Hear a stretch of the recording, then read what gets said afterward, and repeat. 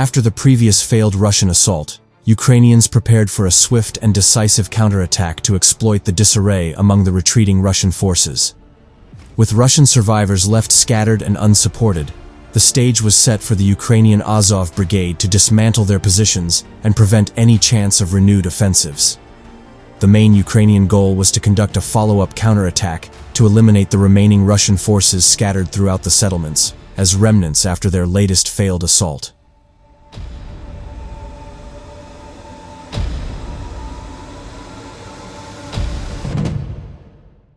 The drone operators and tankmens of the 12th Special Operations Brigade Azov of the National Guard of Ukraine repulsed another attack by Russian troops in the Toretsk direction. The video was released by the brigade's press service. It is reported that the enemy had engaged several units of armored vehicles in the attack. Judging by the footage, these were BMP-2 and MTLB. It is worth noting that at the stern of two infantry fighting vehicles, there were rather large white objects, which are probably means of electronic countermeasures. Similar smaller objects were placed on anti-drone grills.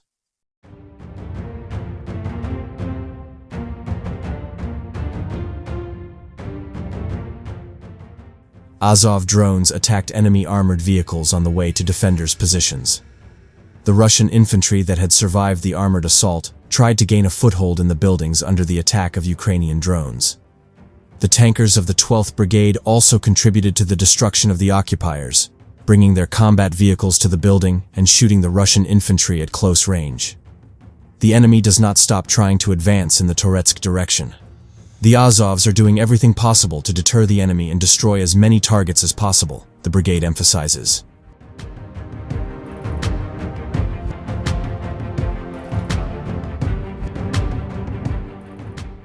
Earlier, on December 22nd, Militarny reported that as a result of unsuccessful assaults on Azov's positions, the enemy had lost 5 armored vehicles, 8 vehicles, 3 electric scooters, and 63 infantrymen.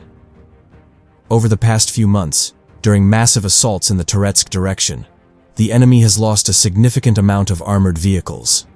That is why the Russians resort to the massive use of cars, buggies, ATVs, and even electric scooters. The main means of defeating Russian assault groups are FPV drones, drones with munitions, artillery, including cluster munitions, and remote mining.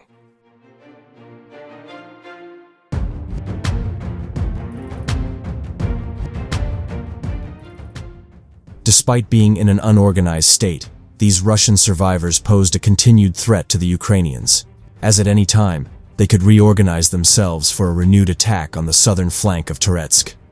To prevent the Russian forces from launching such a follow-up operation, Ukrainian commanders decided to launch direct assaults to clear the enemy out while they were still unprepared. To achieve their goal, Ukrainians conducted a series of clearing operations with infantry, because even though tank raids can deal significant damage, they may leave some survivors hiding in the basements, who can communicate with each other and accumulate.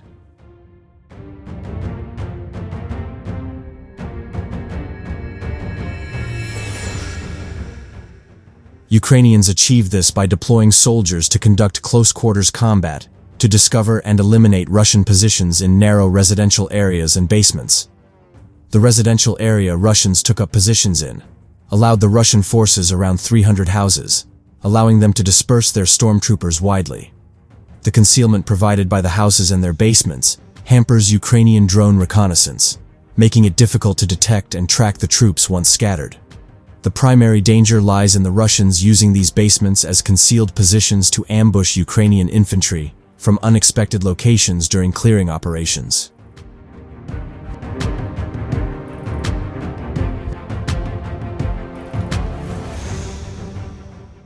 However, Russian forces were largely left in a disorganized state, due to the heavy losses suffered during their latest attack on the southern flank.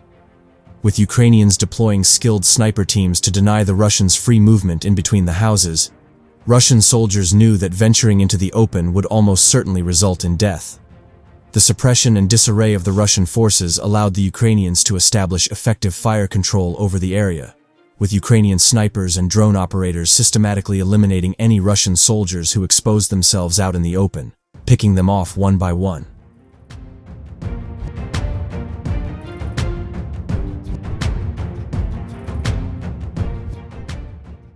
This exacerbated the already dire logistical challenges faced by the Russians, leaving their units increasingly vulnerable and under-equipped.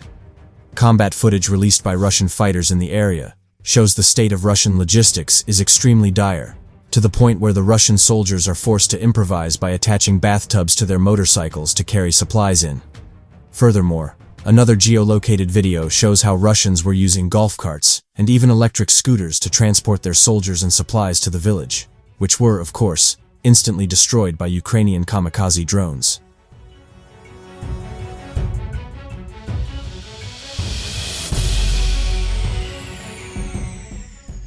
Overall, the failure of the previous Russian attacks and a lack of logistics vehicles and reinforcements established perfect conditions for a successful Ukrainian counterattack that cleared the Russian presence from the settlements. The Russian use of improvised civilian vehicles is a stark sign of the rising issues, as armored vehicles are becoming fewer and more scarce among Russian forces due to high losses in suicidal assaults in the past. This development gradually renders them incapable of conducting large offensive maneuvers and exposes further weaknesses for Ukrainians to exploit.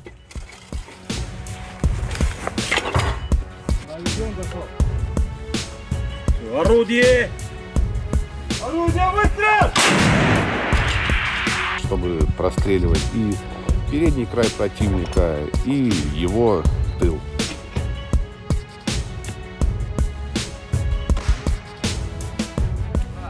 Орудие! Выстрел!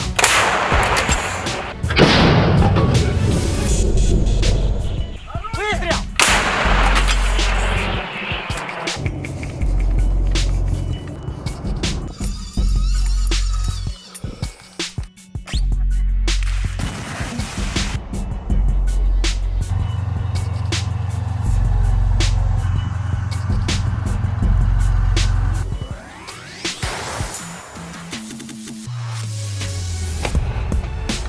Пострел!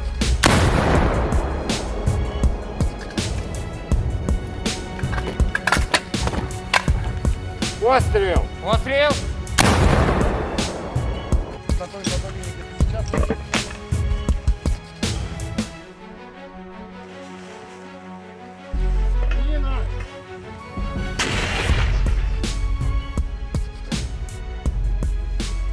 Прицел 525.